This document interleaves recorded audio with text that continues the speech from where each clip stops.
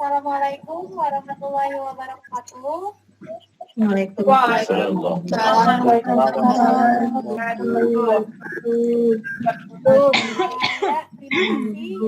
untuk yang saya hormati Bapak Hasir selaku Kepala SMA Muhammadiyah 12 ya. Yang saya hormati juga Ibu Guru, Bapak dan Ibu Guru yang ikut join dalam workshop ini, serta adik-adik siswa-siswi SMA 12 SMA Muhammadiyah 12 Jakarta. Sebelum kita mulai, ada baiknya kita membaca basmalah terlebih dahulu. Bismillahirrahmanirrahim.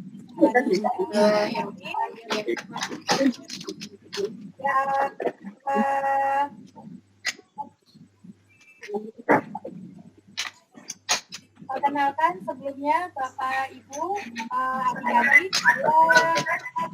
saya Atul Daliro selaku moderator untuk workshop online kali ini.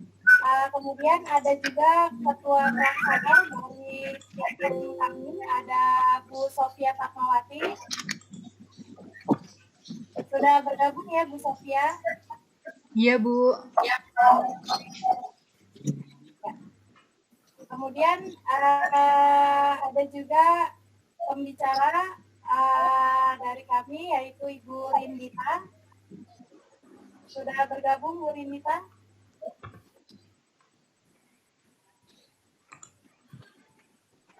Ya, sepertinya belum ya. Ya, untuk hari ini kurang lebih untuk acaranya saya perlihatkan dulu untuk susunan acaranya.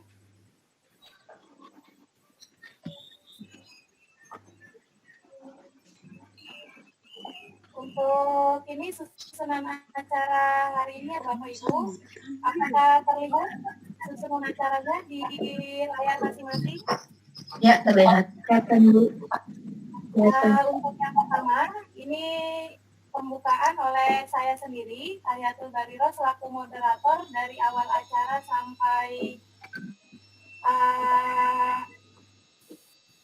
akhir acara ya Bapak Ibu, adik-adik. Kemudian yang kedua ini ada tilawah Quran, perwakilan siswa SMA Muhammadiyah 12 Jakarta.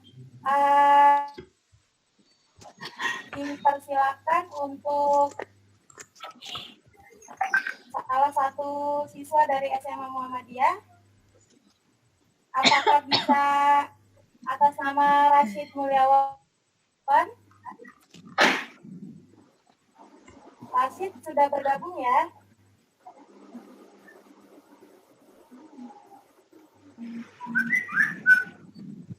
Rashid apakah sudah bergabung?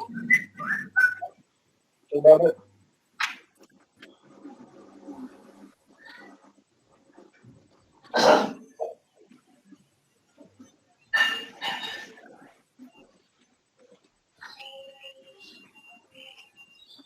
Atau Salsabila nggak bisa?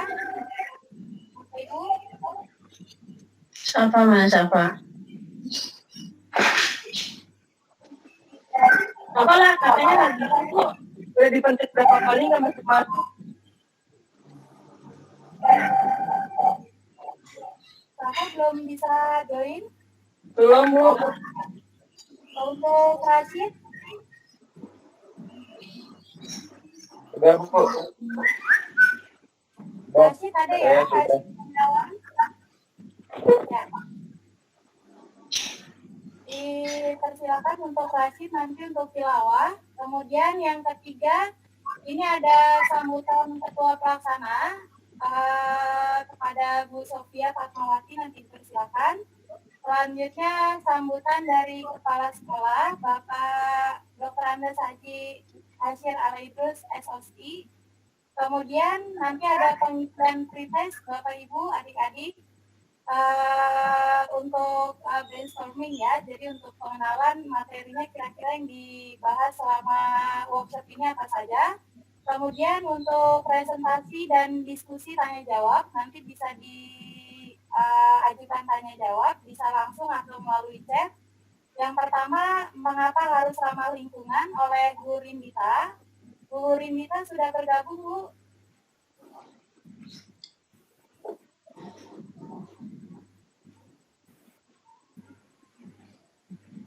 Ya, sedang berdaring. Ya. Dan bersantikan. Selanjutnya untuk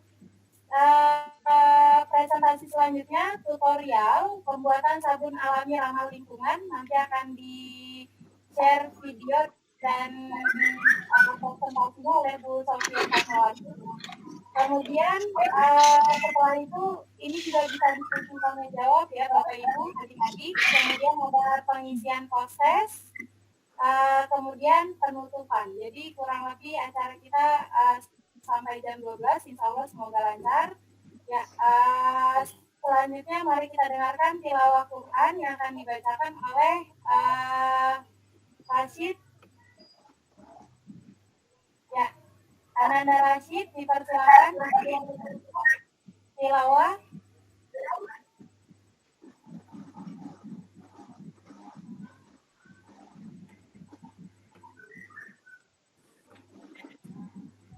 Halo, Bu. Ya. Surat apaan, Bu?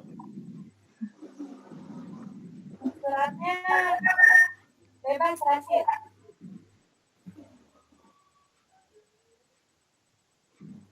Suratnya dengan terjemahnya ya. Bismillahirrahmanirrahim. Ya ayyuhan nas taqu rabbakum alladzi khalaqakum min nafsin wahidatin wa khalaqa minha zawjaha wa bassa minhuma rijalan kasiran wa nisaa wa ta'ala alladzi Barham Allah kanat alaikum raqiban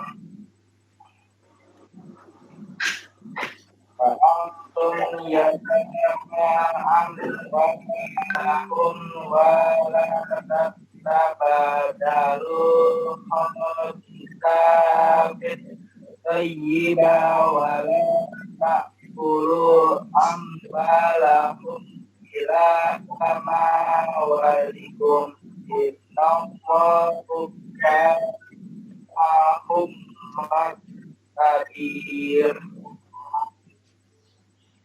wa in kuntum al-tubikum biyatama fangkihu walakum min hisa'il masnawat ulaka waruda fa in hukum arata ituba wajata awhanakum dalika yakut karena arata urun wa antum ta'an tuqatina ilman khadna lakum ansyari minkum nafsan maqulukum hani amalidah wala tus sufaha'a wala kumulati ja'al Allahu lakum qiyamah wa zuqum fi wa turuhum kulahum qawlam artinya dan berikanlah kepada Allah anak-anak yatim jagalah harta mereka, jangan kamu berbuat yang baik dengan yang buruk, dan janganlah kamu makan harta mereka bersama hartamu. Sungguh tiada menukar dan memakan itu adalah dosa yang besar. Dan jika kamu khawatir tidak akan mampu melakukan adil terhadap hak-hak perempuan yatim, bila mana kamu menikahinya, maka nikahinya lah perempuan lain yang kamu senangi 2, 3, atau 4. Tetapi jika kamu khawatir tidak akan mampu berlaku adil, maka nikahilah seorang saja atau hamba sahaya perempuan yang kamu miliki. Yang demikian itu lebih dekat agar kamu berbuat zalim. Dan berikanlah mas kawin mahar kepada perempuan yang kamu nikahi sebagai pembeli yang penuh. Kemudian jika mereka menyerahkan kamu kepada kamu sebagai dari mas kawin itu dengan senang hati, maka terimalah dan maka pemberian itu dengan senang hati. Dan jangan kamu serahkan kepada Allah dan yang belum sempurna akalnya harta mereka yang ada dalam kekuasaan kamu yang dijadikan Allah sebagai pokok kehidupan. Berilah mereka belanja dan pakaian dari hasil harta itu, dan ucapkanlah mereka yang baik. Quran surat An-Nisa ayat 1-5.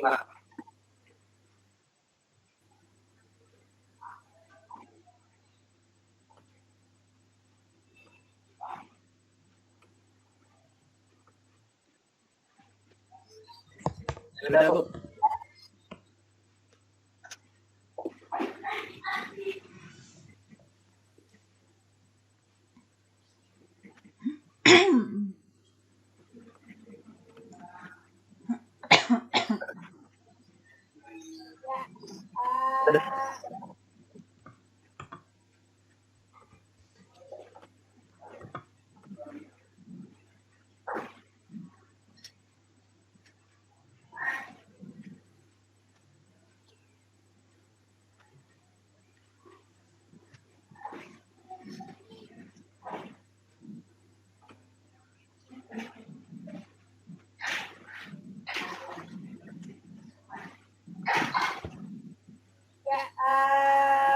Terima kasih untuk masjid, pembacaan tilawah dan terjemahnya.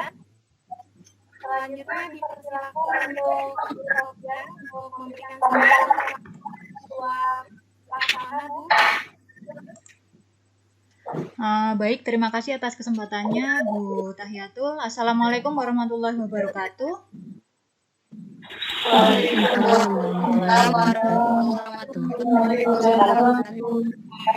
Alhamdulillahirabbil alamin atas kesempatan, kesehatan dan keberkahan yang diberikan oleh Allah Subhanahu wa taala pada hari ini.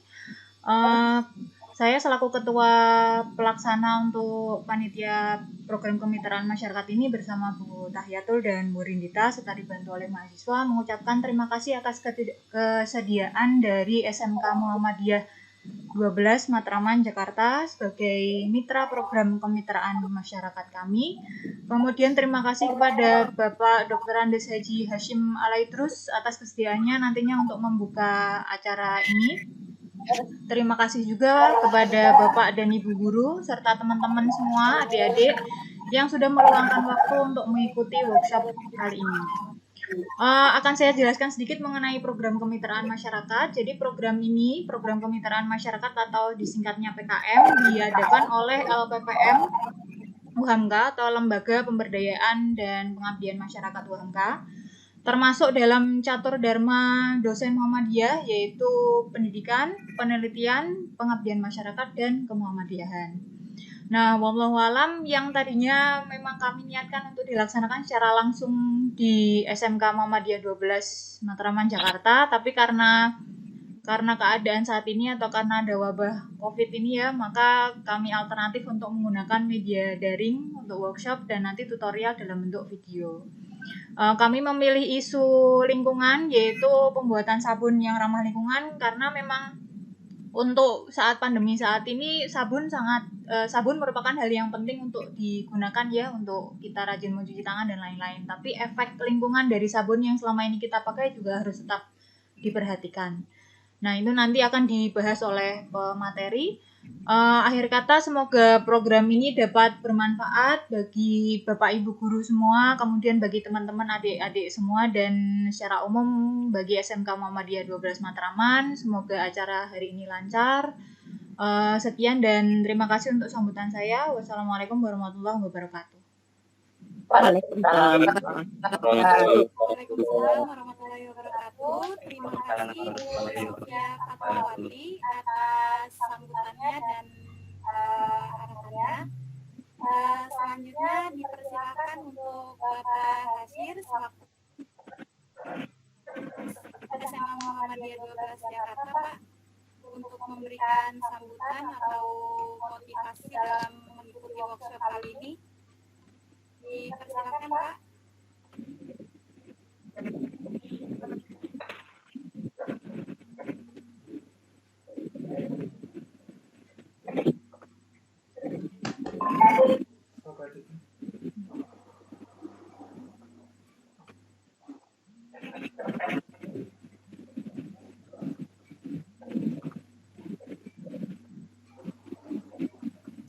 Assalamualaikum warahmatullahi wabarakatuh.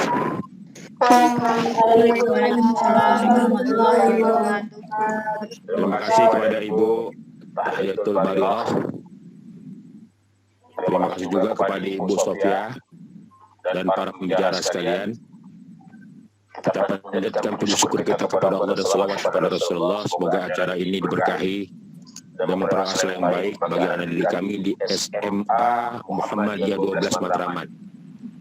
Jadi di Matraman itu ada dua sekolah menengah. Yang pertama itu SMK Muhammadiyah 6. Yang kedua itu SMA Muhammadiyah 12. Mungkin workshop hari ini itu berkaitan dengan bidang studi PKW, pendidikan kewirausahaan. Itu ada di SMA Mama. Oleh karena itu anak-anak sekolah mari kita ikuti jalan dengan baik, dan jangan ada yang live, kecuali saya nanti akan keluar setelah ini. Karena ada beberapa hal yang harus dilakukan. Anak-anakku sekalian, ada 3 dimensi kualitas manusia.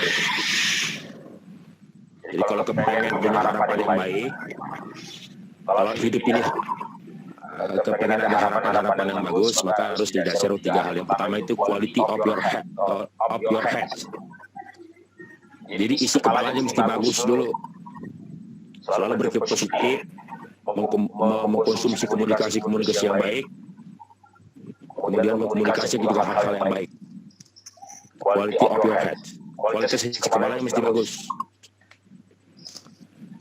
Kalau kita pengen mencapai harapan. Yang kedua itu quality of your heart. Isi hatinya mesti bagus. Hatinya bersih, ikhlas, dekat kepada Allah, nggak kotor gitu. Dan yang ketiga itu quality of your hand atau life skill. Harus punya keterampilan. Bukan life skill aja. Jadi ada life skill, ada life skill.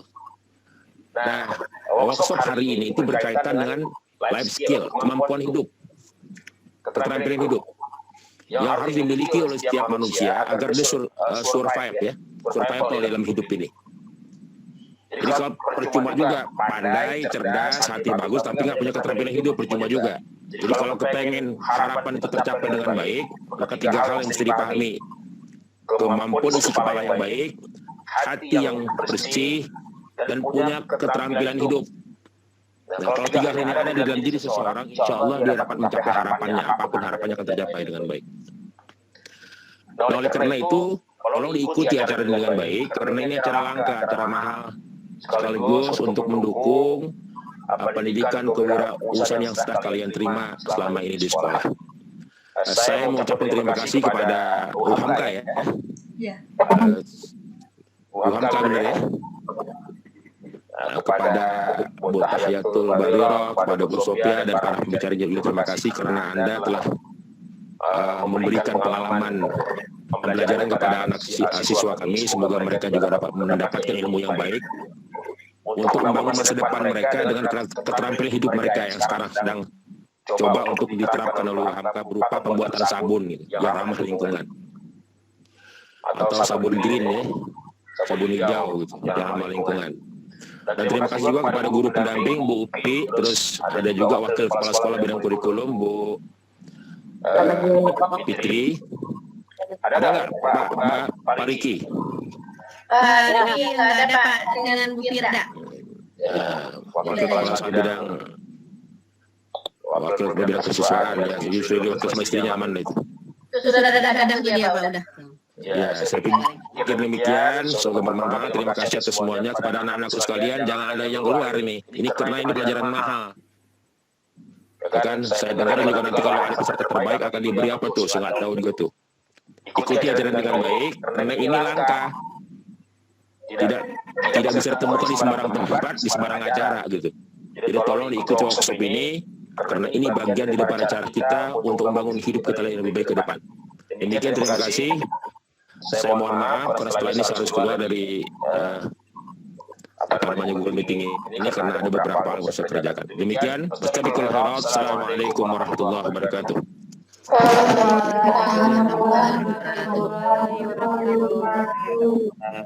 Terima kasih Pak Hashir atas sambutannya Pak dan motivasinya. Semoga ini berjalan dengan lancar. Ya, Bapak Ibu dan adik-adik, untuk ada selanjutnya adalah pengisian pretest. Pretest ini disampaikan di grup workshop ya Bapak Ibu, adik-adik, mohon untuk diisi.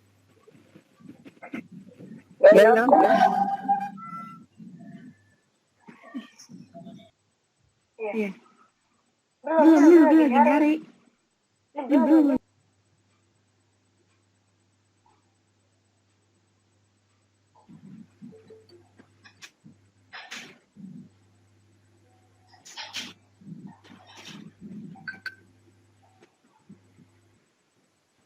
Ya,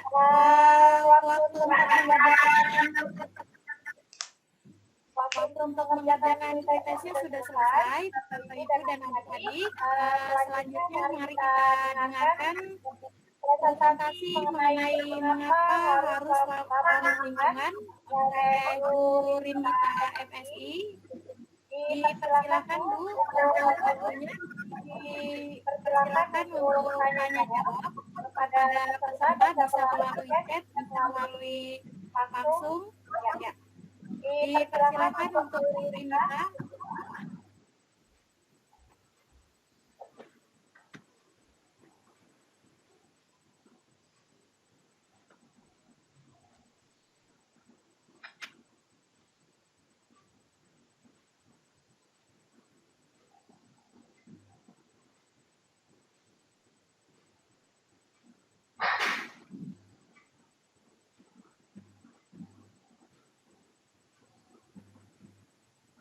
Baik, Assalamualaikum warahmatullahi wabarakatuh.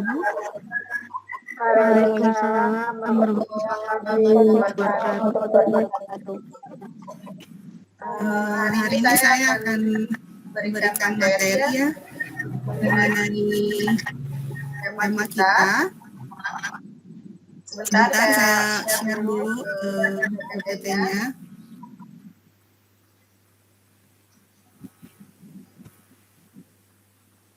Apa sudah terlihat PPT-nya? Sudah Bu. Sudah Bu. screenshot dulu.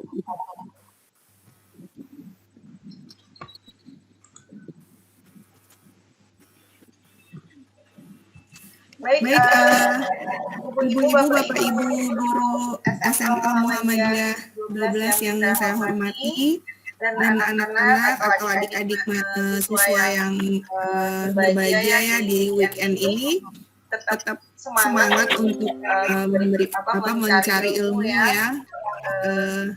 Walaupun weekend juga kita tetap di rumah aja kan ya. Jadi mudah-mudahan apa yang kami bawakan hari ini bisa bermanfaat bagi Bapak Ibu dan adik-adik sekalian.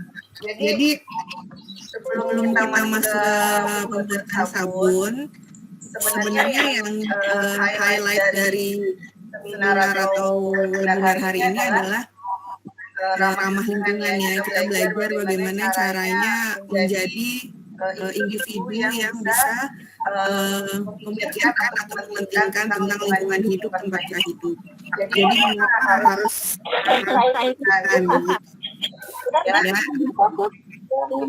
akan saya garis bawahi sebelum nanti rekan saya Bu Sofia lebih ke teknisnya ya.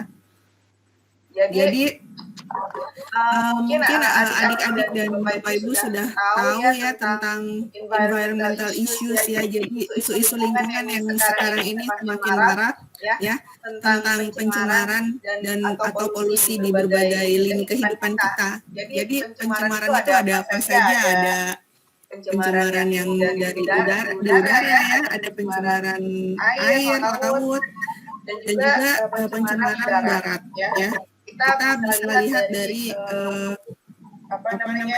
isu-isu bunuhnya hewan-hewan laut akibat sampah plastik ya, yang mereka salah disangkanya itu makanan mereka, ternyata bukan, atau sudah masuk ke dalam tubuh ya, akhirnya mati. Terus kalau di udara kita tahu tentang global warming ya, pemanasan global, itu yang membuat sekarang beruang kutub itu kehilangan rumahnya karena es di kutub sana sudah perlahan mulai mencair. Itu bukan dongeng, tapi sudah menjadi kenyataannya demikian. Kemudian pencemaran di udara juga berasal dari pembakaran hutan, dan nanti akan menyingkirkan juga habitat satwa seperti orangutan. Orangutan itu adalah satwa khas Indonesia. Jadi kalau sudah semakin hilang ya kita nanti punya apa gitu ya. Kemudian polusi udara itu berdampak langsung pada kesehatan manusia. Coba ada kasus-kasus banyak kasus ISPA ya yang terjadi di kota besar seperti Jakarta ini terutama. Kemudian yang nanti berhubungan dengan materi selanjutnya adalah pola konsumsi masyarakat yang semuanya sekarang serba praktis maunya. Jadi menggunakan sabun cuci, sabun mandi yang mengandung deterjen yang berbusanya banyak, jadi semakin berbusa semakin senang gitu. Kemudian akan mencemari air, mengganggu proses produksi dari organisme perairan yang hidup di air tersebut gitu, karena terlalu banyak pemakaiannya gitu. Makanya nggak boleh ya kita, ya gimana caranya bisa meminimalisir hal tersebut, karena sistem limbah di kita ini masih tidak sempurna di negara lain. Kemudian mungkin adik-adik tahu juga tentang Indonesia itu penghasil sampah plastik nomor berapa gitu kan, nomor 2 di dunia gitu. Jadi itu bukan prestasi ya, tapi hal yang sangat memalukan gitu ya. Nanti plastik-plastik yang kita gunakan itu akan berakhir di laut ketika pengolahan sampahnya tidak tepat, dan akan menjadi mikroplastik. Mikroplastik itu plastik yang sangat berukuran kecil yang nanti akan berbahaya untuk hewan-hewan laut tadi yang cerita di slide yang kedua. Kemudian apakah masyarakat sadar tentang sampah? Sadar, kita semua pasti sadar kalau kita tuh menyampah gitu setiap hari. Tapi apakah hanya sadar saja gitu? Sadar aja tapi ya udahlah gitu kan? Kita perlu solusi atau perlu aksi gitu. Ya, pemerintah pusat sendiri nggak bisa memberikan larangan atau keputusan, karena kebutuhan sampah ini adalah urusan pemerintah daerah gitu ya. Nah, terus sudah dibahas juga bertahun-tahun di KLH, di Kementerian Lingkungan Hidup. Kita sudah tahu Jakarta itu penghasil sampah sampai 7.600 ton per hari, ya. Terus walaupun nanti ada daerah yang misalnya lingkungannya bersih akan dapat piala Adipura.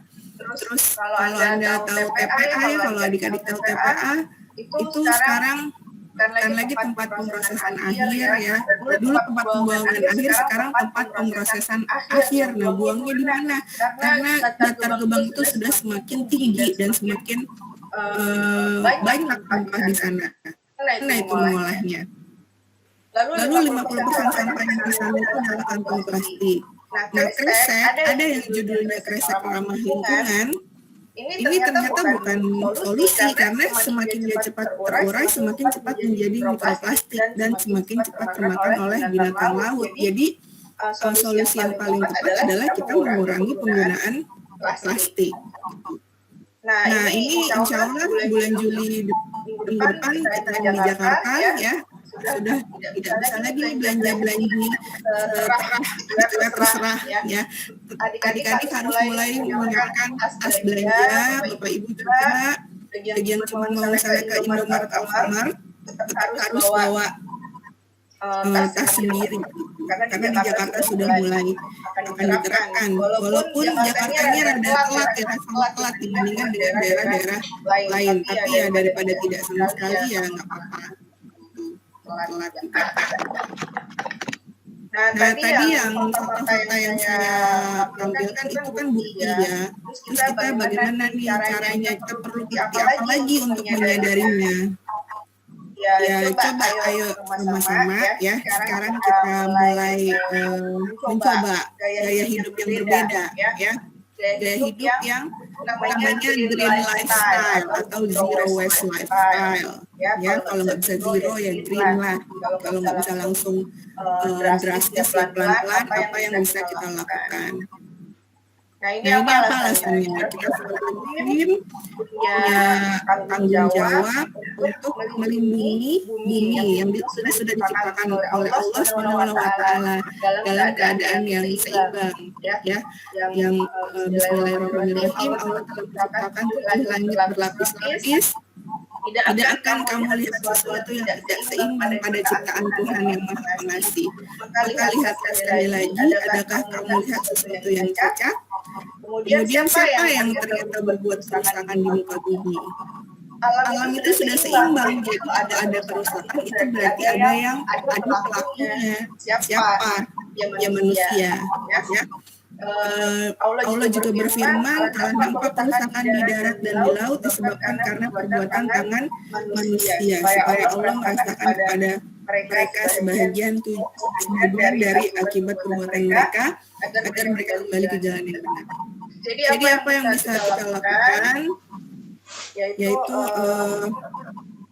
kita bisa start from small things, ya, terus start from ourselves dan start from now. Jadi ini kata-katanya Agim, ya, sebenarnya kita mulai dari hal yang kecil, ya, kita mulai dari diri kita sendiri dan kita mulai sekarang.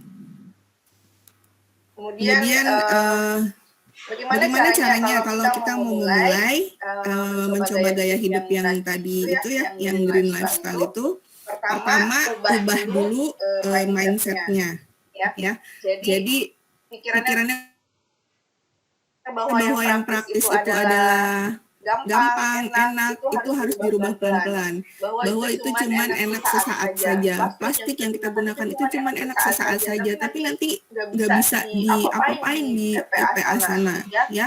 Nggak bisa, malah mencemari lingkungan gitu, malah tidak bisa diolah menjadi apa-apa. Jadi itu yang harus kita pikirkan. Kemudian progress over perfection. Jadi kita nggak usah pentingin kita bisa perfect dalam melakukannya. Yang penting kita punya step-stepnya tuh terlewati. Jadi misalnya minggu ini mau coba mengurangi plastik gitu, bulan ini atau minggu ini. Nanti bulan depan coba membawa tumbler sendiri gitu kalau mau jajan atau mau bawa minum. Nanti bulan depannya lagi yang lain lagi. Itu bisa kita lakukan perlahan-lahan, nggak usah menuntut diri sendiri menjadi perfect. Terus nggak boleh menilai orang lain. Jadi kita udah coba bersama-sama nih yang ikut webinar hari ini sudah coba berjanji betul bersama-sama. Terus dia lihat temennya belum jajan pakai tumbler, jangan disalahin gitu.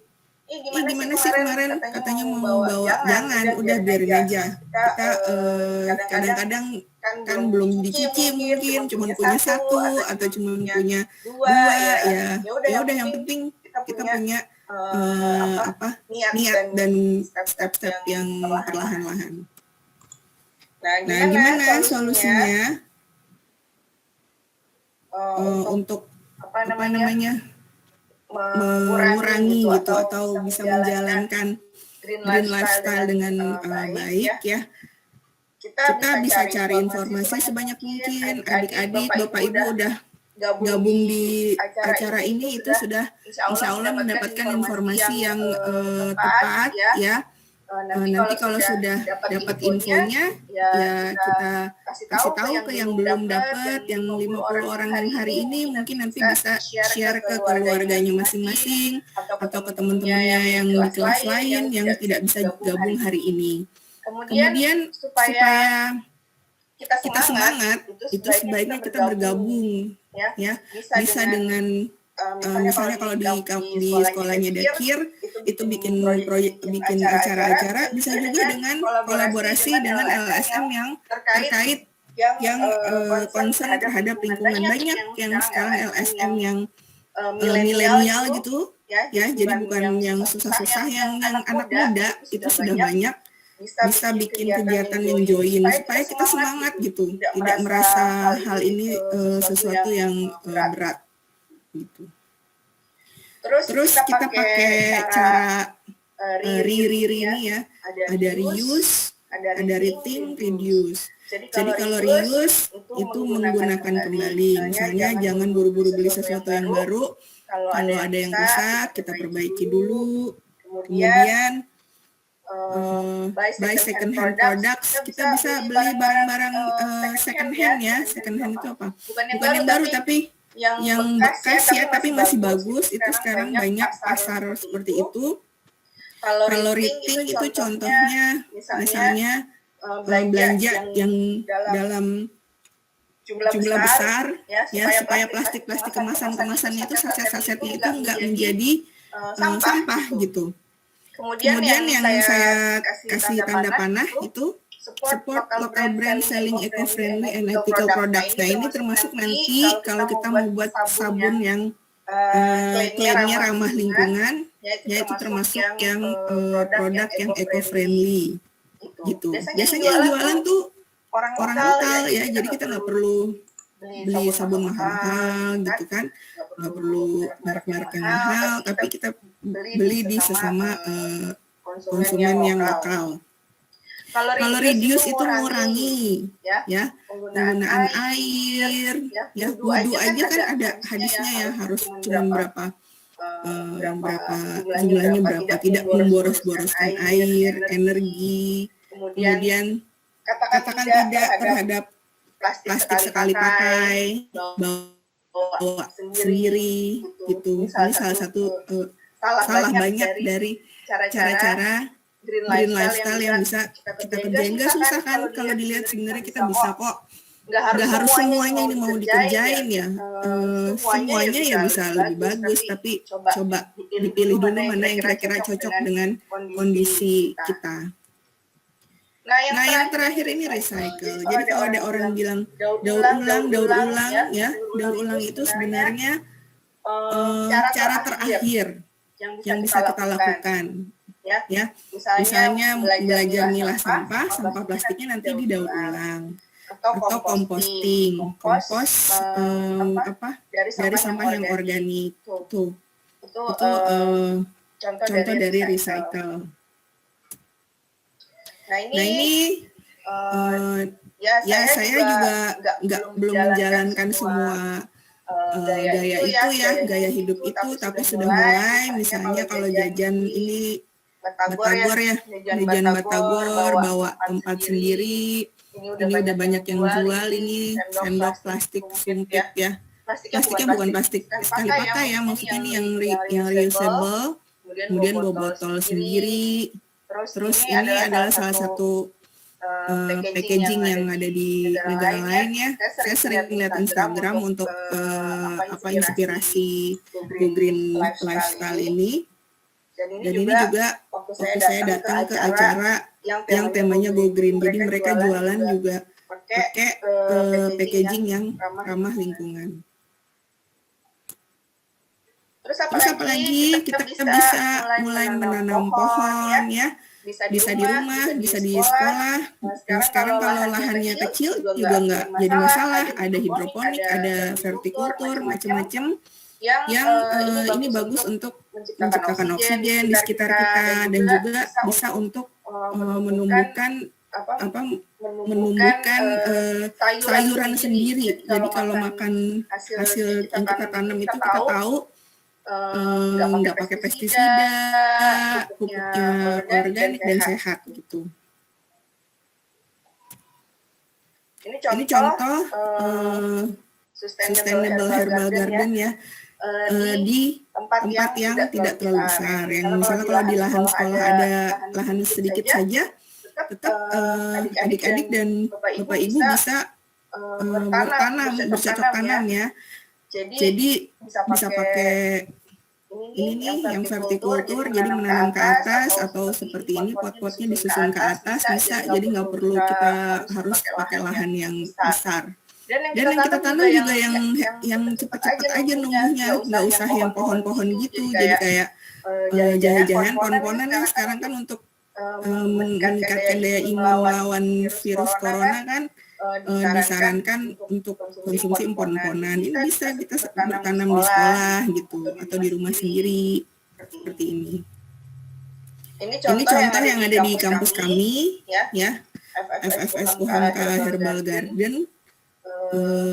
Ya belum terlalu bagus sih, cuman ya kita sudah memulai ya untuk supaya tahu asalnya obat-obatan herbal itu dari mana, ya bisa kita kenalkan kepada mahasiswa gitu. Terus bisa membuat kompos sendiri ya di rumah bersama ayah bundanya, atau di sekolah pun bisa diterapkan dengan cara yang sederhana. Ini adalah bagian dari Green Lifestyle yang ada pelajarannya sendiri gitu. Dan nggak akan saya jelaskan terlalu detail ya. Kemudian bagaimana lagi Green Lifestyle itu? Misalnya kita mengadakan perjalanan ke alam. Ya, jadi kalau kondisi sekarang kan lagi di rumah aja, nanti mungkin kalau udah coronanya sudah hilang, kalau adik-adik mau jalan-jalan, bapak ibu mau jalan-jalan, bawalah keluarga ke tempat yang penuh dengan tumbuh-tumbuhan gitu, yang segar lah, yang segar. Jadi kita bisa menghargai ciptaan Allah yang belum terganggu gitu, yang belum terganggu, yang masih alami, yang masih asri. Tapi jangan bawa sampah ya. Kalau yang suka naik gunung itu jangan bawa sampah, jangan ditinggalin di sana. Sampah rokok, sampah ciki, sampah apa ditinggal di sana, nggak boleh dibawa lagi turun. Ya, seperti itu. Kemudian yang lain lagi bisa dengan mempelajari tentang pemilahan sampah. Ya, untuk apa dipilah? Untuk memisahkan yang bisa busuk dan yang tidak bisa terurai.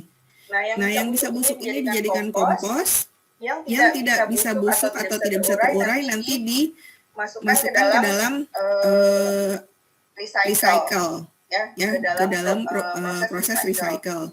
Banyak sekarang yang bisa menangani recycle. Contohnya Waste for Change ya. Ini bisa kita kirim sampah plastik, karton, kertas yang nanti bisa didaur ulang. Mereka menyediakan dropping box di beberapa tempat atau bisa dikirim. Kemarin saya juga di RT saya ada armada angkut yang bisa mengangkut sampah-sampah recycle dari warga sekitar gitu. Ini contohnya ada di sebuah mall ya di Jakarta yang bisa kita masukkan sampah yang daur ulang. Nah, kemudian kalau udah tahu banyak ilmunya, coba diterapkan di lingkungan atau di sekolah. Di sana udah ada belum pemilahan seperti ini atau gerakan-gerakan go green ini sudah ada belum ya, Bapak Ibu atau adik-adik di SMA Muhammadiyah? Tempat dilaksanakan beberapa waktu. Di situ sudah mulai berkurang lagi, Bu. Oh iya Bu, Mama harus semangat Bu kalau ngerjain ini. Iya benar. Kami juga gitu kok, ya masih belum terlalu apalagi sekarang vakum lama saya udah nggak tahu lagi nanti gimana. Harus mulai lagi berarti. Iya benar. Karena itu kan kesadaran masing-masing tadi itu tuh. Iya. Makanya kalau udah ada komunitasnya di sekolah, nanti bisa jadi lebih semangat dibandingkan dengan hanya mengandalkan kesadaran masing-masing saja. Gitu. Terus ada fasilitas lagi namanya bank sampah. Jadi selain dikirim, dikirim bisa, habis itu kita juga bisa memanfaatkan bank sampah yang ada di sekitar lingkungan tempat kita hidup. Udah ada beberapa bank sampah yang memang jadi nabung gitu. Jadi kita nabung tapi nabung sampah. Nanti ada buku catatannya, nanti ada bayarannya ya walaupun nggak seberapa ya. Tapi ada tempat-tempat seperti ini yang bisa kita jadikan alternatif untuk supaya sampah plastik atau sampah kertas kita yang tidak bisa terurai itu tidak berakhir di Bantar Gebang, tapi bisa diolah lebih lanjut. Di kompleks saya sudah seperti itu, udah 5 tahun kalau nggak salah. Gimana Bu? Di Bojonggede, Ibu. Rumah saya di Bojonggede. Iya, kalau daerah Depok dan sekitarnya udah lumayan ya Bu ya, banyak. Ya, alhamdulillah. Kayak gini gitu. Ya semoga lebih banyak lagi. Amin. Di Jakarta ya Bu ya. Nah, mekanismenya kayak gini, nanti bisa tanya sama bank sampahnya. Kalau kebetulan ada di rumah adik-adik dan Bapak Ibu ya. Nah terus kalau udah ya tadi ya daripada sendirian ngerjainnya kan berat. Jadi kalau di sekolah ada KIR atau ada OSIS itu bisa join komunitas gitu. Kalau belum ada ya kita individu aja, tinggal nyari di Instagram tuh banyak ya komunitas-komunitas seperti ini nih, ada Zero Waste ini, ada Cleanomic, ada Waste for Change, ada Saya Pilih Buki, ini contoh-contoh akun Instagram yang sangat konsisten ya, sangat istiqomah untuk menyebarkan semangat Go Green ini gitu. Nah, terus kalau punya uang lebih, nanti kalau punya uang jajan lebih, bisa kita mulai cicil perlengkapan yang Go Green gitu ya, misalnya tumbler atau sedotan yang stainless seperti ini, cicil aja kalau ada uang lebih gitu. Ya, untuk sebagai alat tempur kita ini kayaknya sekarang nih jadi peralatan new normal nih yang kayak gini-gini nih. Saya baca di berbagai medsos ya, ada meme-meme tentang peralatan new normal itu tempat makan, tumbler itu jadi salah satu perlengkapan new normal katanya begitu. Ya, jadi kondisinya sebenarnya sekarang udah cocok ini. Terus ini ya tentang styrofoam ya. Sekarang banyak jajan-jajan yang pakai Styrofoam itu kerugiannya dua. Saya nggak ada keuntungannya deh kalau buat saya styrofoam itu kerugiannya aja ya dua. Yang pertama itu kan dibikin dari komponen benzen gitu kan, bersifat karsinogen kalau kena panas. Itu dari segi kimianya aja sudah berbahaya bagi kesehatan. Kalau udah belinya seblak terus taruhnya di styrofoam, wah udah tuh udah nikmat. Katanya sih nikmat tapi efeknya karsinogen gitu. Yang kedua tidak bisa diurai sama sekali gitu. Kalau plastik ada yang katanya bisa 2 tahun, ada yang bisa 5 tahun, tapi kalau styrofoam itu tidak bisa diapa-apain lagi gitu. Jadi memang sampah yang paling menyeramkan ini styrofoam ini. Kemudian kalau mau makan di luar atau jajan di luar atau pesen, ada ini saya nggak iklan ya Bu, saya nggak disponsorin juga sama Wingstop ini, enggak. Contoh aja, ada sih restoran atau kan yang mendukung program GoGreen gitu dengan tidak menyediakan sedotan sekali pakai, dengan tidak menyediakan tutup plastik dari gelas itu ya. Cuman kalau sekarang saya nggak tahu perkembangannya karena udah nggak ke mall lagi kan. Jadi katanya kan sekarang banyak yang beralih lagi gitu karena takut terkontaminasi segala, jadi orang nggak boleh bawa tumbler kayak gitu. Nah, saya nggak tahu nih perkembangannya seperti apa. Tapi sebenarnya kalau kita jeli itu ada produsen-produsen yang memang peduli gitu terhadap lingkungan. Terus belanja sesuai kebutuhan atau donasikan. Ada juga komunitas yang bergerak di bidang ini atau buy second hand products, itu beli barang yang bekas gitu, yang nggak selalu dipakai. Pre-love. Ya pre-love Bu. Mahal ya Bu kayaknya. Lumayan. Nah terus kalau udah tahu, kita spread the message, kita sebarkan kepada yang belum tahu ya. Setelah kita menjalankan juga. Jadi kalau kita cuma nyebarin doang, kitanya nggak melakukan ya kayak gimana kita kurang afdol ya. Paling nggak kita sudah mencoba melakukannya dulu. Nah ini adalah tugas kami, salah satunya ya dari dosen itu selain mengajar, ada juga penelitian dan juga pengabdian masyarakat. Alhamdulillah saya dengan tim sudah konsisten di ramah lingkungannya, walaupun ganti-ganti temanya. Kemarin sempat ada pelatihan hidroponik di Jakarta Utara, kemudian ada ini pelatihan membuat kebun vertikultur, dan sekarang pembuatan sabun gitu. Jadi konsisten di ramah lingkungan, tapi temanya beda-beda. Itu waktu itu kita di kelas juga nyiapin makanannya nggak pakai box-box gini, saking pengen nerapin kucingnya gitu. Ya kita potong sendiri, kita pakai nampan dan makannya di oper aja gitu. Nah ini yang berkaitan dengan materi selanjutnya nanti. Di media sosial sendiri banyak tips-tips bikin do it yourself product untuk bahan ramah lingkungan. Misalnya bikin kemarin yang marak tuh bikin hand sanitizer ya banyak. Terus ada semprot-semprot buat apa namanya? Disinfektan alami, pembersih alami, sabun alami gitu, sudah banyak, bisa kita coba. Nah ini yang do it yourself ya, maksudnya yang bisa di rumah bikin sendiri. Nah ini yang kalau tujuannya mau ekopreneur atau jadi pengusaha bergerak di bidang ramah lingkungan. Ini punya teman saya, jadi lulusan biologi juga. Sekarang teman saya ini udah bikin produk sabun ramah lingkungan, sampai packagingnya dia bikin ramah lingkungan tanpa plastik sama sekali, dan dia juga sudah bikin private class, dan itu lumayan.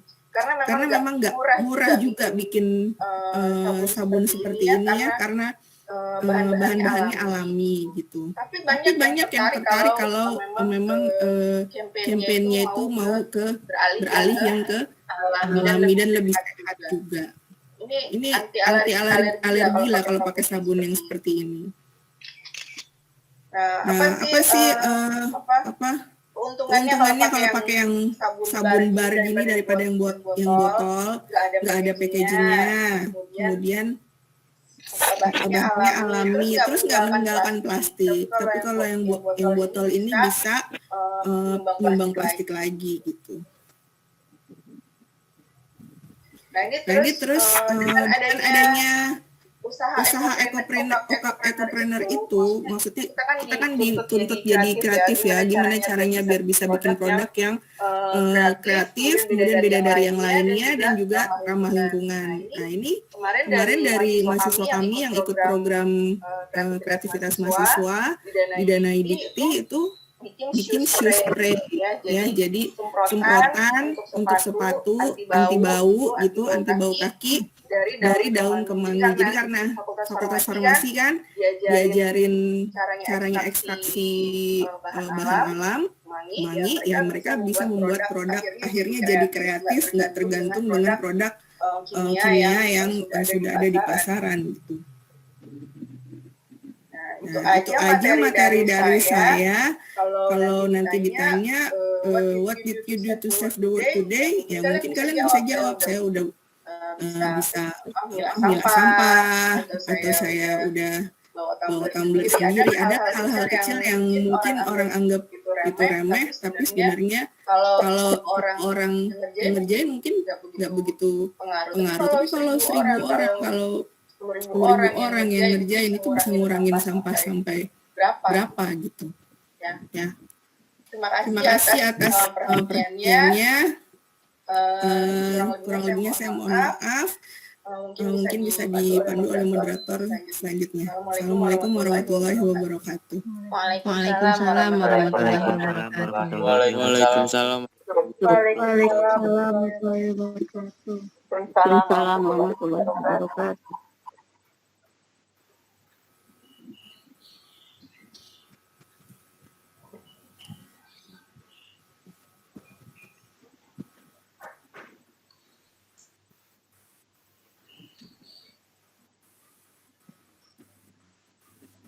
Ya, terima kasih Bu Rinita atas presentasinya yang sangat menarik mengenai green lifestyle atau zero waste. Semoga bisa kita terapkan mulai dari diri kita sendiri, terus disebarkan ke lingkungan masyarakat.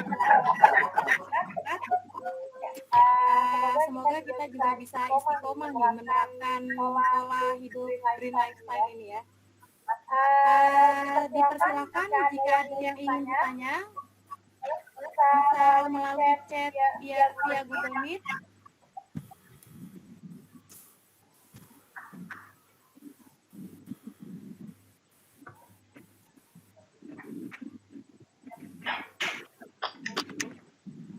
Ada yang ingin ditanyakan untuk Bapak Ibu, adik-adik?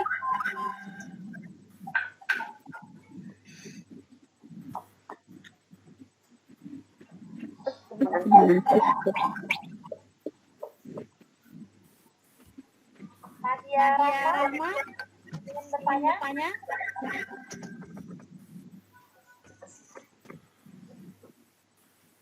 Assalamualaikum warahmatullahi wabarakatuh. Waalaikumsalam warahmatullahi wabarakatuh. Ini Bu, kan kita kan sudah ramah lingkungan. Terus kalau misalkan seperti bank sampah, misalkan kalau sekolah kami itu ada mungkin link untuk kerjasama dengan farmasi, ada nggak Bu? Ada programnya nggak untuk bank sampahnya itu?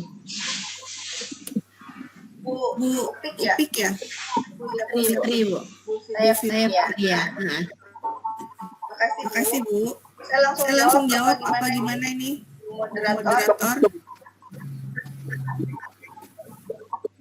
Boleh. Langsung aja. Ya, silakan Bu. Baik Bu, kalau buat farmasi sendiri di kampus belum ada bank sampahnya, tapi di belakang kami itu ada di Malakasari kelurahan yang sudah settle bank sampah RW 03 itu ada, tapi mungkin kalau kejauhan ya bisa Ibu di sekitar rumah atau sekolah, Iya. sekolah dulu mungkin. Daerah mana Ibu? Matraman Ibu. Kayaknya bisa dicari dulu gitu loh Bu. Nah cuman kemarin saya ada juga nih yang jemput, namanya Armada Angkut dari Depok ya. Itu bisa jemput. Bisa jemput juga. Iya bisa jemput. Kemarin kami sempat disampaikan kalau di UHAMKA itu waktu ada acara dengan Pegadaian, tuh Pegadaian itu sempat menyampaikan juga, tapi mungkin memang bukan mereka juga yang melakukannya, tapi mereka cuma memberikan edukasi tentang bank sampah gitu. Nanti mereka juga memakai orang ketiga untuk penampungan sampahnya itu gitu. Iya. Nanti lebih lanjut bisa kontak lagi ya Bu kita. Saya sih nggak secara langsung nggak ada, tapi yang armada angkut itu enak, dia bisa jemput gitu. Baik. Terima kasih Ibu. Ya, Ya, terima kasih Bu Fitri.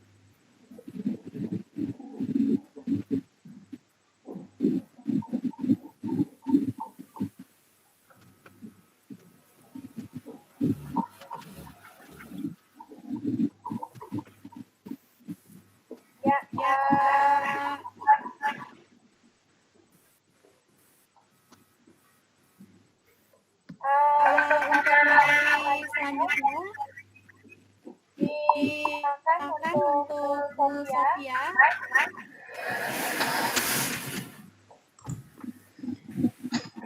Baik, terima kasih Bu Tahiyatul atas kesempatannya. Kali ini saya akan melanjutkan materi dari Mbak Rindita atau Bu Rindita, tapi lebih ke teknis pelaksanaan untuk pembuatan sabun.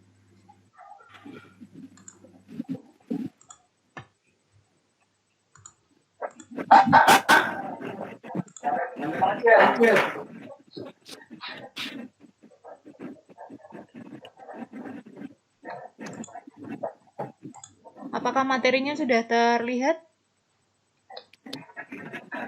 Sudah Bu. Sudah Ibu. Sudah Ibu. Sudah Bu. Ya, Assalamualaikum warahmatullahi wabarakatuh.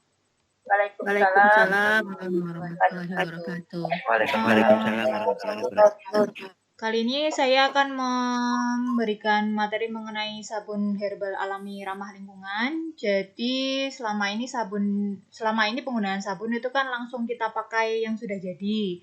Tadi di materinya Bu Rindita sempat disinggung mengenai jika menggunakan sabun yang mengandung deterjen terlalu banyak, maka nanti akan memberikan efek yang buruk bagi lingkungan. Nah, di sini nanti saya akan memberikan materi mengenai pembuatan sabun dari bahan dasarnya, jadi bukan yang DIY yang sudah jadi dari dasarnya. Untuk kemudian nanti dari resep dasar tersebut bisa dimodifikasi sesuai dengan kebutuhan atau keinginan masing-masing. Nah, sebelum masuk ke teknis pelaksanaan pembuatan sabunnya, saya akan sedikit menjelaskan mengenai sabun itu sendiri. Jadi, sejarah pengertian mekanisme sabun dan deterjen. Sabun itu pertama kali ditemukan oleh orang Mesir kuno ribuan tahun yang lalu. Sabun itu merupakan suatu garam dari logam alkali, biasanya natrium, tapi bisa juga kalium, dari asam-asam lemak. Nah, asam lemak itu apa? Asam lemak atau nama lainnya fatty acid merupakan penyusun utama dari minyak-minyak nabati. Contohnya yaitu minyak goreng. Minyak goreng sering dengar kalau di iklan minyak goreng itu mengandung asam lemak jenuh dan asam lemak tak jenuh. Itu berarti memang di minyak goreng itu terkandung banyak asam lemak atau bisa dalam bentuk trigliseridanya. Kalau minyak contohnya yang bisa dipakai ada minyak kelapa sawit. Minyak kelapa itu coconut oil atau virgin coconut oil. Kalau minyak kelapa sawit atau palm oil itu minyak goreng yang selama ini dipakai. Kemudian minyak zaitun, olive oil, atau sunflower oil, atau corn oil, minyak jagung, itu juga mengandung fatty acid. Kemudian karena tadi sabun merupakan garam logam alkali dari asam lemak dari minyak tersebut, alkalinya dari apa? Alkali merupakan suatu zat basa yang larut dalam air dan merupakan basa yang kuat, di mana pH-nya itu lebih dari 7. Jadi kalau pH-nya kurang dari 7 itu asam, lebih dari 7 itu basa.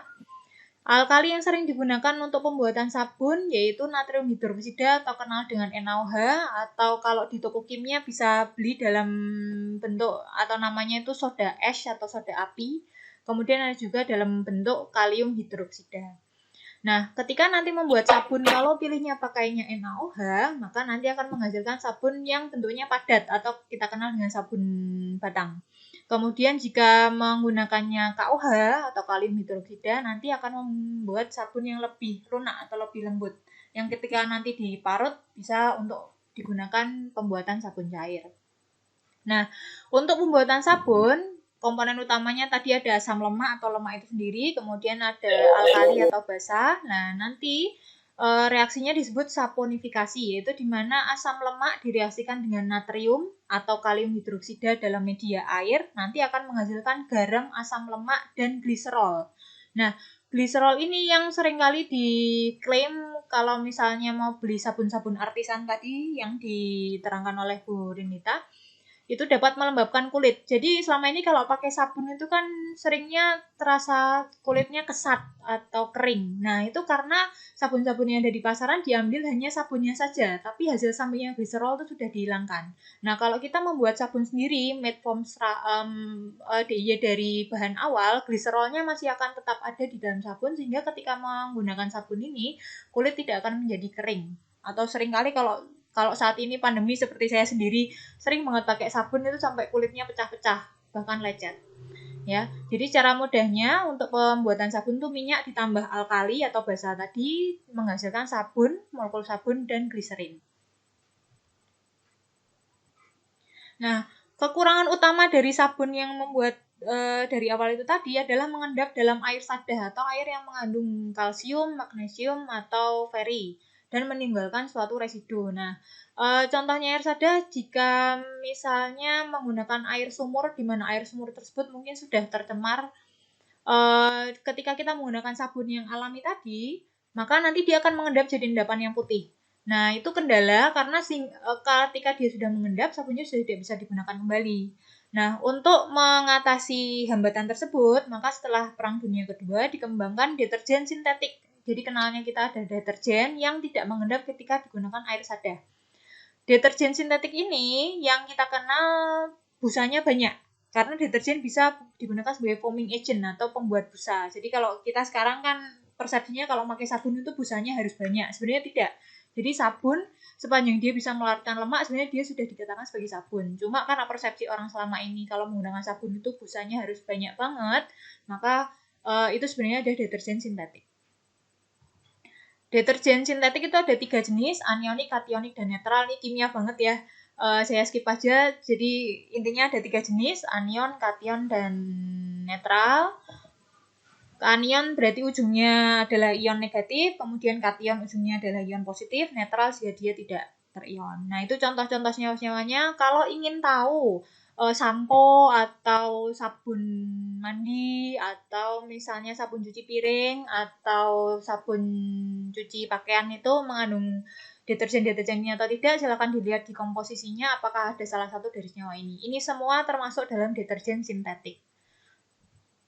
Nah, macam bentuk sabun dan deterjen berdasarkan bentuk ada batang atau sabun mandi biasanya ya, kemudian cair, sabun mandi ada yang cair juga, kemudian sabun cuci piring itu ada yang cair, kemudian sabun cuci pakaian juga sekarang ada yang liquid, yang cair itu ya, kemudian dalam bentuk krim bisa sabun colek, kemudian bentuk bubuk deterjen pencuci pakaian itu. Kemudian yang ini berkaitan dengan materi Bu Rinita tadi berdasarkan sifat terdegradasinya. Jadi ada yang keras maksudnya adalah tidak dapat terdegradasi sehingga dapat mencemari lingkungan. Contoh adalah senyawa-senyawa yang tadi saya paparkan di deterjen kationik, anionik, dan netral.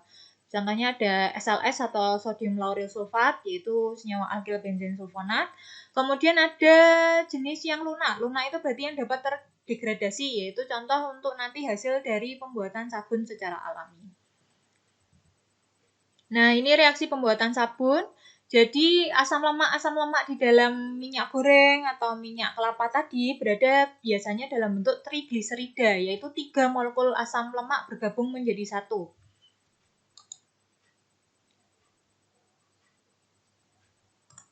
Tiga molekul asam lemak bergabung menjadi satu. Jadi ini molekul asam lemak pertama, molekul asam lemak kedua, molekul asam lemak ketiga bereaksi dengan suatu alkali. Alkali di sini kita pakainya sodium hidroksida atau natrium hidroksida. Maka nanti akan menghasilkan 1 molekul gliserol dan 3 molekul sabun. Karena tadi di trigliserida mengandung 3 asam lemak, maka dia akan menghasilkan 3 molekul sabun. Sekarang contohnya untuk aplikasinya, jadi di sini saya punya gliseril palmitat atau tripalmitin, yaitu yang terkandung dalam minyak goreng atau minyak kelapa sawit. C-nya sampai C15 ini direaksikan dengan NaOH 3 molekul, kemudian bisa dibantu dengan panas atau tidak dibantu dengan panas juga sebenarnya bisa, akan menghasilkan 1 molekul gliserol dan 3 molekul sabun, yaitu sodium palmitat atau natrium palmitat. Jadi ini molekul sabunnya, ini molekul gliserolnya. Nah, sabun itu kenapa kok bisa digunakan untuk membersihkan? Karena sabun itu termasuk dalam senyawa surfaktan atau singkatan dari surface active agent, agen yang aktif terhadap permukaan, yaitu senyawa yang dapat menurunkan tegangan permukaan air.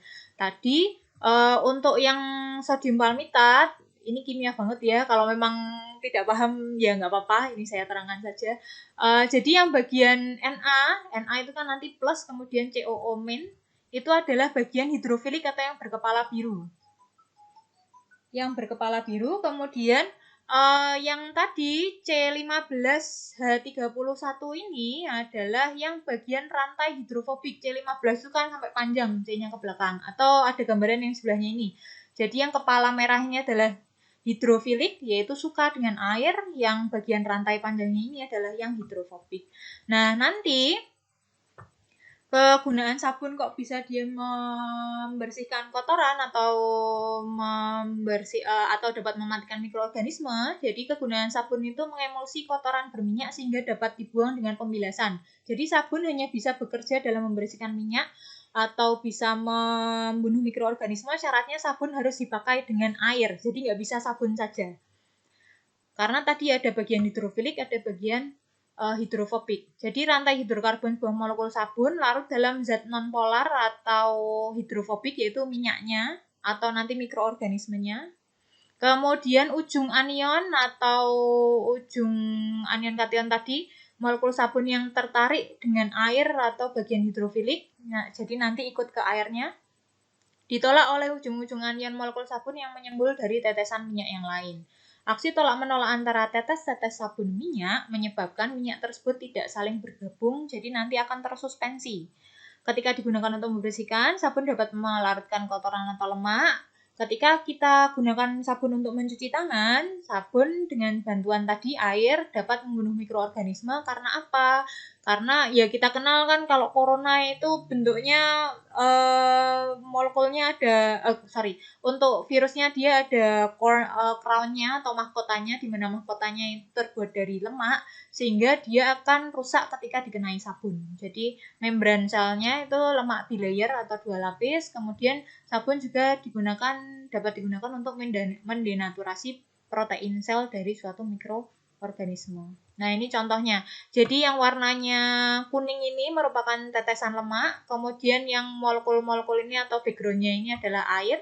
Jadi rantai hidrofobiknya dia akan masuk ke lemak, kemudian yang nanti bagian hidrofiliknya dia akan menarik ke air, sehingga nanti ketika dibilas dengan air, si lemak-lemak atau mikroorganisme tersebut bisa hilang. Nah, itu gambaran dari sabun secara umum. Kemudian kita masuk ke metode pembuatan sabun. Metode pembuatan sabun secara homemade atau yang bisa dilakukan di rumah itu ada yang metode cold process atau metode dingin, metode hot process atau yang panas, dan metode melt and pour. Yang nanti akan kita presentasikan adalah yang metode cold process. Jadi metode cold process ini sangat sederhana, di mana kita punya minyak, kita punya alkali, kemudian dicampur saja di suhu ruangan. Lalu dilakukan pengadukan sampai hingga terbentuk trace atau suatu cairan yang kental, kemudian dimasukkan ke cetakan, lalu dilakukan curing. Curing atau penyempurnaan reaksi dari pembentukan sabun itu tadi. Biasanya makan waktu 2-4 minggu sampai sabun benar-benar siap digunakan dan prosesnya sabunifikasi selesai. Nah, biasanya metode cold process ini hasilnya berupa sabun batang. Kemudian metode hot process mirip seperti cold process tadi, cuma ditambahkan dengan panas. Ditambahkan dengan panas, biasanya memakan waktu 1-3 jam untuk pemanasan. Kelebihannya ini, proses saponifikasinya bisa lebih cepat, sehingga waktu curingnya tidak selama yang cold process. Kalau cold process ini curingnya 2-4 minggu, kalau yang hot process curingnya 1-2 minggu. Kemudian metode melt and pour, yaitu metode yang paling mudah. Metode ini yaitu membuat sabun mandi dengan menggunakan soap base atau basis sabun. Jadi bisa beli di online shop misalnya Shopee atau Tokopedia, biasanya sudah ada soap base atau basis sabun. Tapi mohon diperhatikan kalau membeli tersebut, jika memang kita ingin membuatnya sabun yang alami dan ramah lingkungan, maka biasanya ada tulisannya organic soap base. Tapi kalau yang tidak ada tulisannya organiknya, maka soap base itu biasanya dicampur dengan deterjen sintetik. Karena biasanya kalau yang dicampur dengan deterjen sintetik itu busanya bisa lebih banyak. Nah, ini resep dasar sabun padat untuk yang metode cold process. Di sini kami menggunakan 3 macam campuran minyak dengan total 500 gram, tapi membuatnya tidak harus 500 gram. Bisa separuhnya atau bisa seperempatnya, tinggal dibagi saja. Kalau separuhnya berarti tinggal dibagi 2, kalau seperempatnya dibagi 4 saja. Jadi kita pakai minyak kelapa, boleh dalam bentuk coconut oil atau virgin coconut oil. Kemudian minyak kelapa sawit atau palm oil atau minyak goreng yang biasa kita pakai. Kemudian di sini kita pakai minyak zaitun dalam bentuk pomace olive oil. Kemudian airnya mohon diperhatikan jangan pakai air minum atau air mineral. Jadi airnya harus pakai Aquades. Karena di air mineral itu sudah pasti ada mineralnya. Tadi di sejarah yang sabun awal tadi, kalau yang sabun alami ini dia akan mengendap jika digunakan dalam air sadah. Jadi sebaiknya kita pakai Aquades. Kemudian alkalinya kita di sini pakai NaOH. Ya, ini salah satu contoh gambar sabun yang sudah kami buat dengan formula ini. Kalau yang ini tanpa warna. Nah, sebelum membuat sabun ini, mohon diperhatikan harus menggunakan APD yang lengkap atau alat pelindung diri yang lengkap. Karena apa? Karena kita bekerja dengan basa yang sangat kuat. Di mana basa yang sangat kuat tersebut dapat mengiritasi atau membakar kulit. Dan jika terpercik ke mata, dapat melukai mata. Jika terpercik ke wajah, dapat melukai wajah. Sehingga saran saya ketika membuat harus memakai kacamata. Kalau misalnya tidak punya Google, ya kacamata biasa nggak apa-apa. Kemudian pakai masker dan pakai sarung tangan minimal. Lebih bagus lagi jika pakai jas laboratorium atau celemek kalau di rumah misalnya. Nah, ini step pembuatannya, nanti akan ada videonya, ini saya terangkan dulu saja. Jadi, kita timbang satu persatu tadi minyak sawit atau palm oil, kemudian minyak zaitun, tadi olive oil sama minyak kelapa, coconut oil. Jika ini ditambahkan pewangi, silakan. Pewangi boleh pewangi sintetik, boleh pakai essential oil, yang pasti nanti akan berefek ke harganya. Kalau essential oil pasti lebih mahal dibandingkan yang pewangi sintetik. Atau parfum-parfum yang dijual di mana? Di toko parfum itu juga boleh kalau misalnya suka dengan bau-bau tertentu. Itu kita campur jadi satu. Kemudian di wadah yang terpisah kita buat larutan basah, yaitu mencampur antara NaOH dengan Aquades tadi. Hati-hati ketika mencampur karena nanti larutan akan jadi panas, sangat panas. Maka dari itu harus pakai sarung tangan, karena kalau sampai tangan kita terkena NaOH akan sangat sakit sekali. Kemudian biarkan dulu sampai dingin larutan NaOH ini. Boleh dibantu dengan direndam di baskom yang berisi air. Nah, setelah suhu NaOH-nya dingin, kemudian dilanjutkan ke proses pembuatan sabunnya atau saponifikasi, yaitu campur larutan NaOH ini, yang ini gambar saya di beker glass ini ya, itu dicampur ke dalam minyak. Jangan kebalik, jangan minyak dicampur ke larutan basahnya, tapi larutan basahnya dituang ke minyak sedikit demi sedikit. Sedikit demi sedikit, boleh pakai solet biasa, boleh pakai whisk atau pengocok telur itu, boleh pakai hand blender. Yang pasti paling cepat adalah hand blender. Kalau pakai solet atau whisk itu agak lama mengaduknya. Ketika dia sudah membentuk teris atau cairan yang keruh seperti ini, jadi tadinya dia bening, kemudian dia keruh, itu baru boleh ditambahkan pewarna. Pewarnanya boleh pewarna sintetik, boleh pewarna alami, boleh pewarna dalam bentuk cair, boleh pewarna dalam bentuk serbuk atau namanya dye mica itu. Kemudian boleh ditambahkan bunga-bunga kering, atau boleh ditambahkan ekstrak-ekstrak herbal yang lain, atau boleh ditambahkan madu, susu, atau yang lainnya. Cuma yang pasti kalau ditambahkannya susu dalam jumlah banyak, nanti sabunnya tidak bisa begitu padat. Kemudian ini saya contohnya ditambahkan pewarna ungu, dan ini yang tidak ditambahkan pewarna. Kemudian saya cetak. Cetakannya boleh kecil-kecil seperti ini, boleh langsung kotak panjang, itu opsional, kreativitas masing-masing. Jadi dituang ke cetakan tadi, kemudian ditunggu 24 jam baru dikeluarkan dari cetakan. Nah, saran saya ketika mengeluarkan dari cetakan pun harus tetap pakai sarung tangan. Nah, setelah itu sabun belum boleh digunakan. Sabun harus dilakukan proses curing atau didiamkan terlebih dahulu selama 2-3 minggu untuk menyempurnakan reaksi sabunifikasi. Baru siap digunakan. Ini akan saya paparkan video untuk pembuatan sabun yang bisa dilihat di link ini. Nanti materi akan saya share. Cuma ini saya tayangkan dulu videonya.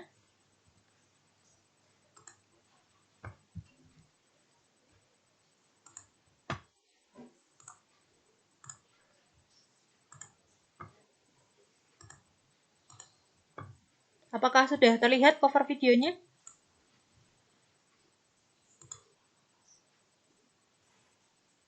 Belum, Bu. Sekarang sudah belum? Sudah. Sudah ya. Bentar, silakan dilihat dulu videonya.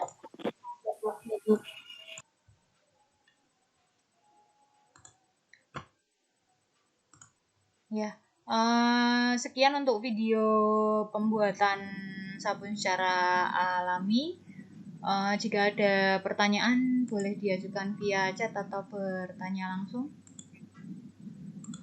Oh, sudah ada di chat ya.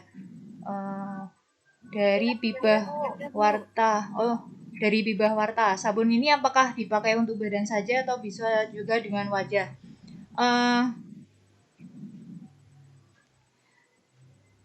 Saya jawab pertanyaan yang pertama dulu. Untuk sabun ini sebenarnya bisa untuk baik wajah maupun badan, tapi yang pasti diperhatikan bahwa harus digunakan ketika proses curing sudah selesai.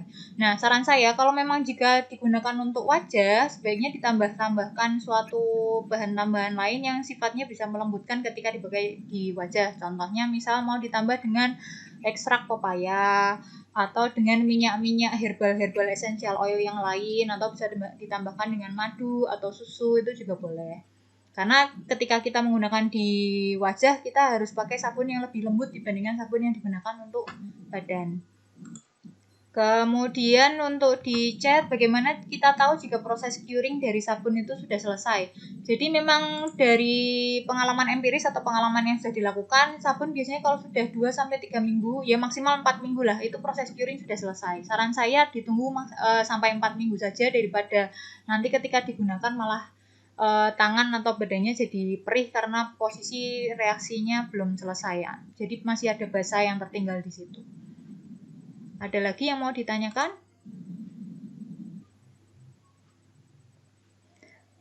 Dari Ibu Fitria Yeni, penyimpanan selama curing itu harus steril?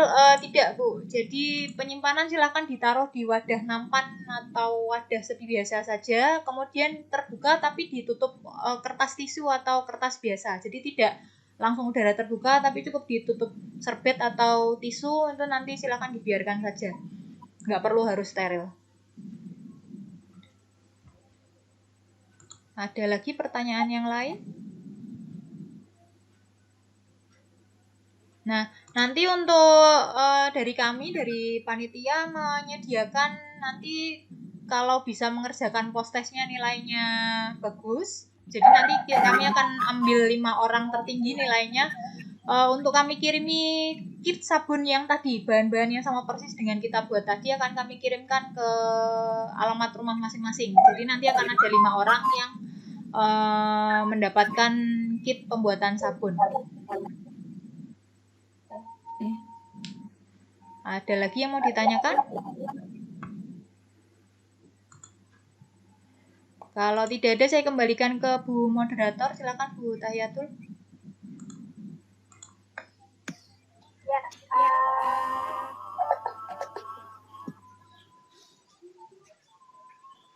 terima kasih Bu Sofia atas presentasinya.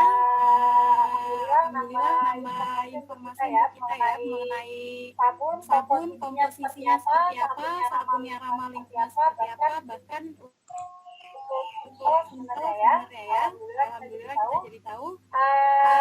Bapak Ibu dan adik-adik dipersilakan untuk mengisi post-test yang sudah di-share di grup.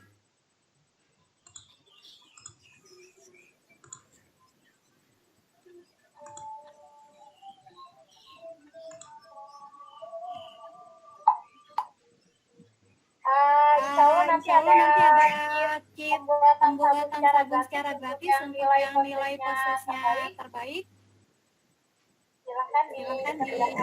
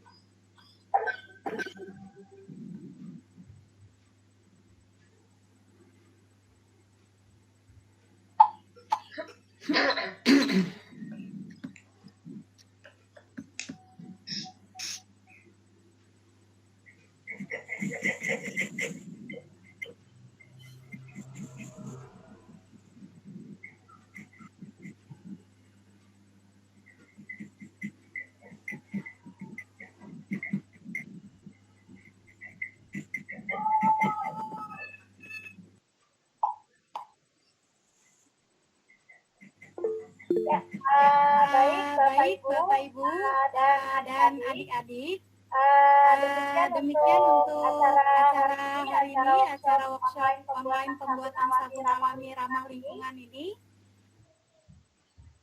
Untuk pengumuman post-test dan Untuk pengumuman pemenang kontes yang akan dikirimkan kit sabun akan diumumkan melalui WA group ya Bapak Ibu, adik-adik. Oke. Ya, dengan demikian mari kita sama-sama membaca hamdalah. Alhamdulillah.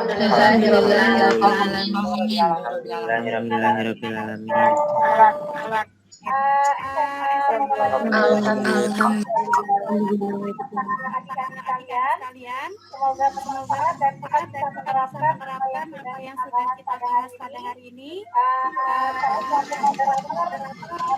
Jika ada salah-salah atau kekurangan selama acara yang berlangsung, kurangnya mohon maaf. Wassalamualaikum warahmatullahi wabarakatuh. Waalaikumsalam warahmatullahi wabarakatuh.